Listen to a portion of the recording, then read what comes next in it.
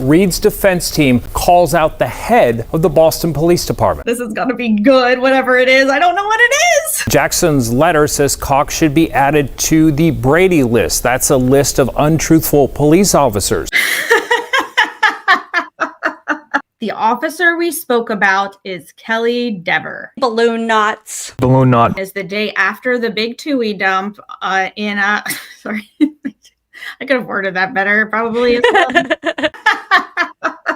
Could not be more excited to welcome Corri Hopkins to the show. This is Emily C, and she has a great YouTube channel, and she hosted the Queen, Corri Hopkins. Let's watch. Then all of a sudden, this superhero named Corri came onto the scene and started filing all of these legal documents and getting secret documents back that I didn't even know regular people could access. Hi, Emily. Thank you so much for having me. I like to start every show by asking which sea creature you feel like today. Ooh, I love this. Let me think. I'm going to go with the stingray. I'm going to go seahorse because you've made me feel so welcome. Good selection. And I'm so excited to be here. You have been an incredible host from minute one, so I'm going with loved seahorse. As a resident of Norfolk County, we needed you and you just swooped in, and it is real love over here. So I'm glad that you feel that way. Uh-oh, it looks like Emily C's got the old googly eyes for Queen Hopkins. This email is from someone at MSP to Tully, basically saying, hey, you've got a couple of vehicles in our facility. Corri has been able to obtain numerous documents involving the Karen Reed case through her requests through various agencies and by filing lawsuits. These are some of the emails she obtained. Let's watch. Can you get them out, or what's the deal? There's a Jeep that's been there since 1986. Can we remove it? And I get why they have to do that because it's still an unsolved case, but there's something about the idea that there's been a Jeep sitting there since 1986. Who would have ever thought that the Massachusetts State Police would ever have an unsolved crime, especially one that's this long? And somebody just decided to be like, can we move that? This is an email Perfect. from Yuri Buchanan to Tully and Proctor.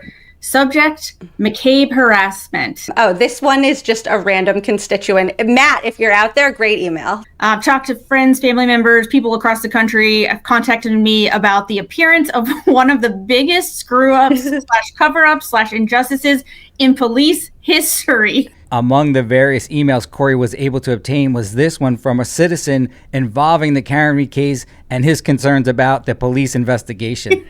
It is simply so disgusting, embarrassing, and obvious. This is a perfect example of part of the reason why the case itself was so sucks you in, because it really did feel like us randos on the street actually could kind of put the pieces together and notice things that were off. It was like doing a puzzle, and they were giving us so much to work with. Emily's 100% correct. The onus was on all of us to solve this crime. If only we had a group of people dedicated to solving crimes in the state of Massachusetts, we wouldn't have to do it. That's how I got interested in any true crime, just in general. Aside from cases involving Georgia Cappelman, the other true crime cases that I am interested in involve solve the mystery. I think that that's the most interesting part. And this one obviously is in the most tragic way, gift that keeps on giving, because there's just non-stop mystery. I really like doing that. There's also just something fun about looking at someone else's emails. Emily, I totally understand. As a big Yenta, I love reading other people's emails too. I have nothing to do with Karen Reed. Matter of fact, I didn't even know this person was associated with the Karen Reed case. I've been submitting requests to BPD for a while related to Kelly Deber and getting rejected left and right. With each request, I'd get a teeny bit of insight into what their problem was with the prior request. And then I realized I could use what she just said in that clip, which was, I knew it was after the agency released some. You were asked to go to the commissioner's office, correct? Yes. How long had you been on the Boston Police Department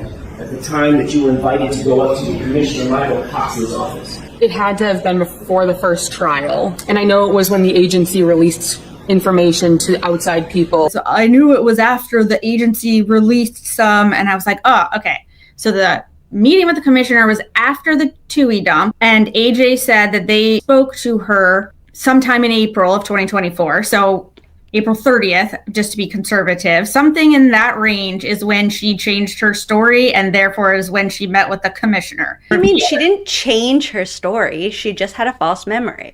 False memory? You're so right. That was very poor word choice on my part. When Corri makes a request for documents, the agencies generally say that her request is too broad, so she has to narrow it down. She utilized the testimony of our sweet angel, Officer Deber, to figure out exactly when she potentially changed her story, and then made a request for documents just within that range, and look what happened. Do you recall whether or not there was footage that you could see on a monitor in the dispatch area that showed the Sallyport?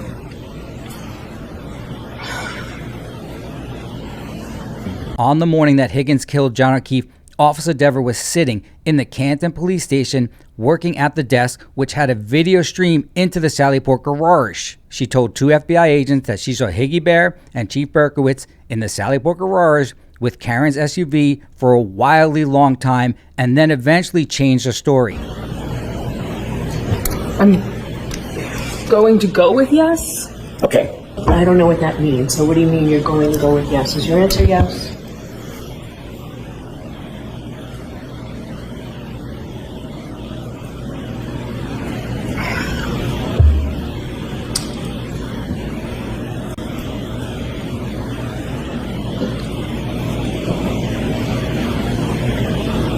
Yes.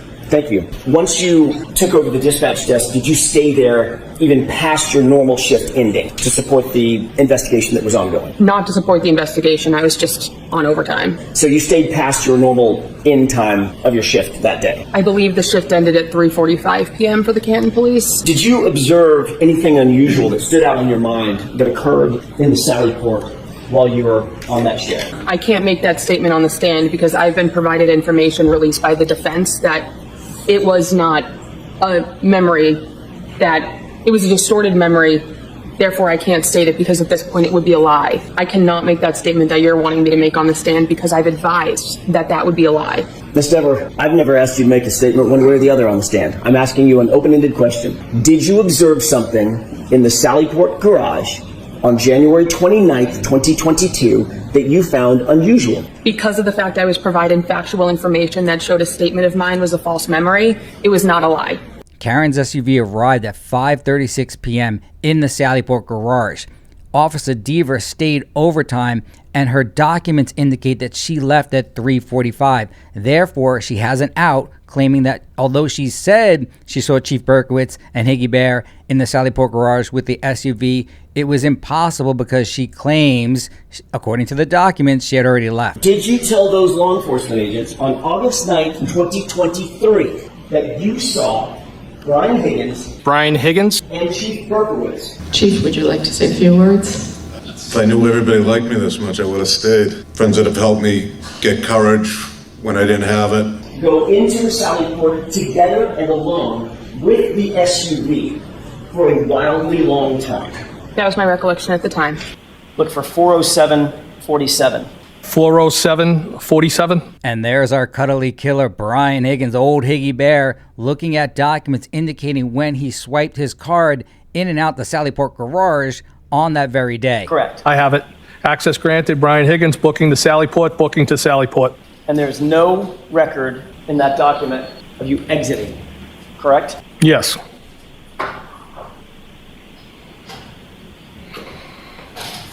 I don't. Yeah, there's no record. I don't know if it records you going up. That's fine. There's no record of it, correct? Not that I can see here, no. Those records indicate that Higgy Bear swiped his card at the Sallyport garage at 4:07 p.m. The SUV is not going to arrive until another hour and 15 minutes later. There is no record indicating when he actually left Canton PD, and that's what we're trying to figure out. But you're aware that her car ended up in that Sallyport where you were at 5:36. I'm aware her car ended up there, yes. All I would do is use that as a cut through. You and Chief Berkowitz were moving in and through, at least in some parts of the day, in and through Canton PD together, correct? At some points we might have been together. We weren't together all day. He was also in the Sallyport around the same time you were, correct? I don't recall that, no. The last time you're logged into the Sallyport, it's 4:07. Do you remember seeing Chief Berkowitz at the Sallyport at 4:14? No, and if that says that I'm logged, that could be me cutting Mr. through. Higgins, all I'm asking you I'm not asking you what you did. I'm asking you where you were. I don't know where I was at that specific time. Well, you walked into the Sallyport. We know that. If I walked in, Correct? was cutting through, yes. Right. Was Chief Berkowitz in the Sallyport at 4:14? Not that I recall, no. Was he there at 5:36 and 37 seconds at the same time Karen Reed's vehicle was delivered? I don't remember. You didn't leave Canton PD until close to 6 p.m. I don't know what time I left. Could it have been 5:50, 6 o'clock? I don't recall what time I left. Were you in the Sallyport at 5:36 when the car was delivered? I don't have any recollection of that, no. One thing to say I don't remember, it's another thing to say no, I was not there. I don't remember being there, no. Is it possible that you could have been there when that car was delivered? I don't believe I was, no. You don't believe you were? I don't believe I was, no. There was a call at 6:12 that Brian Albert made to you for a duration of 1 minute and 7 seconds. Then right after that, there was a call from Chief Berkowitz to you at 6:16 that lasted 5 minutes and 15 seconds. Karen's SUV arrived at 5:36. Higgy Bear received a call from Brian Albert at 6:12, and then a few minutes later, old Chief Berkowitz called Higgy Bear and they spoke for over 5 minutes. Yes. Did you have any conversation with any other party about your potential involvement in this case? No. Did you have a conversation with anybody in the commissioner's office at Boston Police Department? Not about anything malicious. I didn't use the word malicious. Why do you say malicious? I had a conversation, but it was my department saying, regardless of what I need to say on the stand, they support me. Did you find it unusual that a rookie police officer would be called up to the commissioner's office personally? It was a reflection of how good of a leader he is. I have nothing to do with Karen Reed. Matter of fact, I didn't even know this person was associated with a Karen Reed. This is Commissioner Koch, and he's in charge of every single Boston police officer.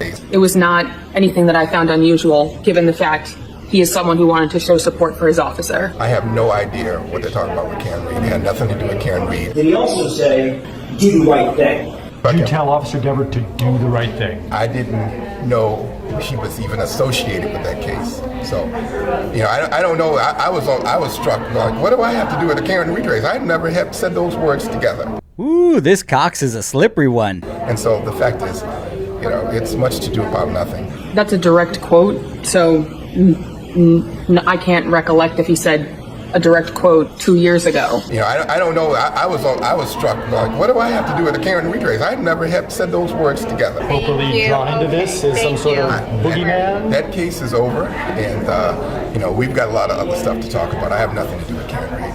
I was in the state of Michigan.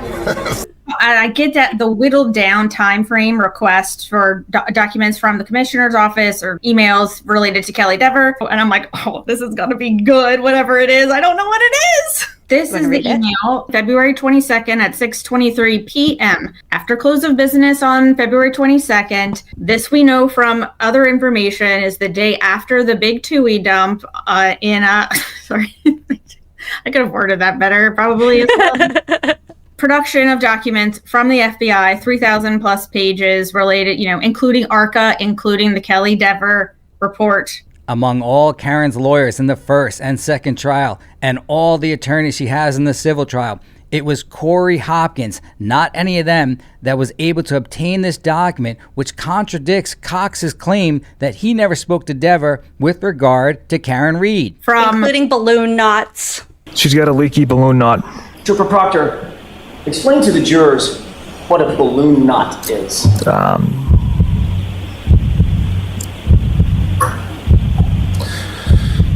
Your essentially, I guess, your rectum area. Your anus?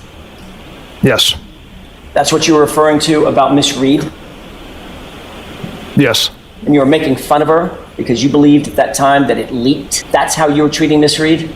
Ooh, check out that death stare on Yannetti. The next day, and Stephen Kelleher from the Boston field office of the FBI says, "Sir, hope all is well. Just a reminder, the documents were released to the DA's office late last night. The officer we spoke about is Kelly Deber." This email is from an FBI agent to Commissioner Koch informing him that they spoke about Officer Deber. Tell Officer Deber to do the right thing. I didn't know she was even associated with that case.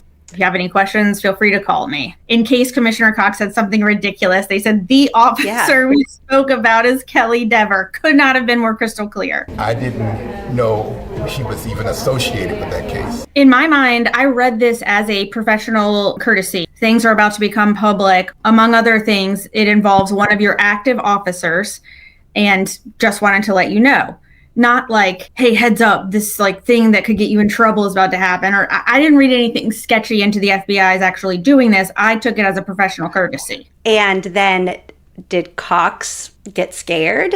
That email happens, the one we just looked at was at 6:23 p.m. And then the very next day, there is a request for a meeting with Kelly Dever in the commissioner's office from 11 to 12. Queen Hopkins cites her friend Laura and gives thanks to her because she was able to get the calendar entry showing that Commissioner Cox was to meet with Dever the very next day. Which means like he cleared his schedule. I have nothing to do with Karen Reed. Matter of fact, I didn't even know this person was associated with the Karen Reed case. I want to know when things changed for her. She lived from August, the FBI interview, August like 9th or something. Yep. And then this is February. So she knew that whole time. Like I talked to the FBI, I told them Higgins and Berkowitz were in the Sallyport for a wildly long time. I didn't see them leave. She wasn't going to the FBI in that interim saying, oh my goodness, like, wait, I need to take that back. I wonder at what point between 11 and 12 that changed. That's a very intuitive question because Kelly Dever didn't change her story until after she met with Cox in his office alone. That is such a good way of putting it. I think you're totally right. Breaking developments in the aftermath of the Karen Reed case. 25 Investigates has a copy of a letter Karen Reed's attorney sent to Boston Mayor Michelle Wu. The letter is scathing. In it, Reed's defense team calls out the head of the Boston Police Department. Jackson's letter states that Cox has been caught in a lie, and not a small one. Cox's lie is definitely huge, and although that letter is signed by Alan Jackson, we have to give praise and credit to Queen Hopkins for obtaining this document, which indicates Cox was not telling the truth. Adding, for the commissioner to suggest that he had nothing to do with the Reed case and Deber defies both logic and leadership. Jackson points to an email Cox received in 2024 from a Boston FBI agent about the Reed investigation. That letter directly references then-Officer Kelly Dever. Jackson also references Cox's official calendar, which lists a meeting with Dever. Dever confirmed that meeting on the stand. Deber also testified that she was mistaken when she told FBI agents that she saw two people near Karen Reed's Lexus in the Canton police garage for a, quote, wildly long time. And Jackson's letter says Cox should be added to the Brady list. That's a list of untruthful police officers.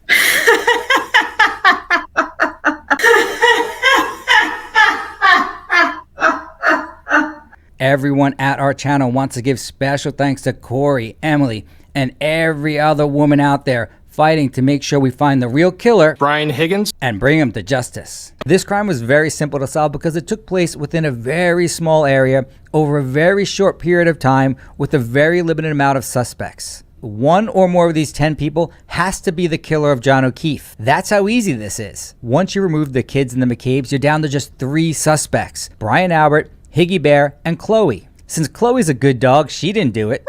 I didn't do it. So that leaves just 2 suspects, Brian Albert and Higgy Bear. But of the 2 Brians, only one had the means, motive, and opportunity to kill John O'Keefe. And that's our old cuddly but violent Higgy Bear. Once we had all the facts and didn't jump to conclusions, do you see how easy it was to solve this crime? I kissed Brian Higgins the other night.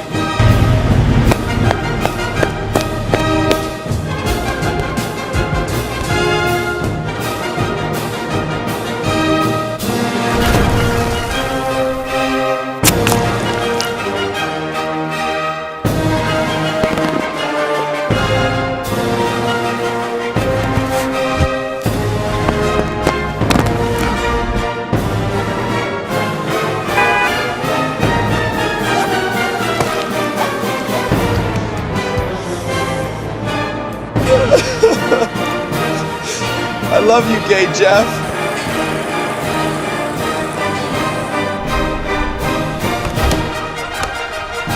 Hey, assholes, I'm coming for you. I didn't do it.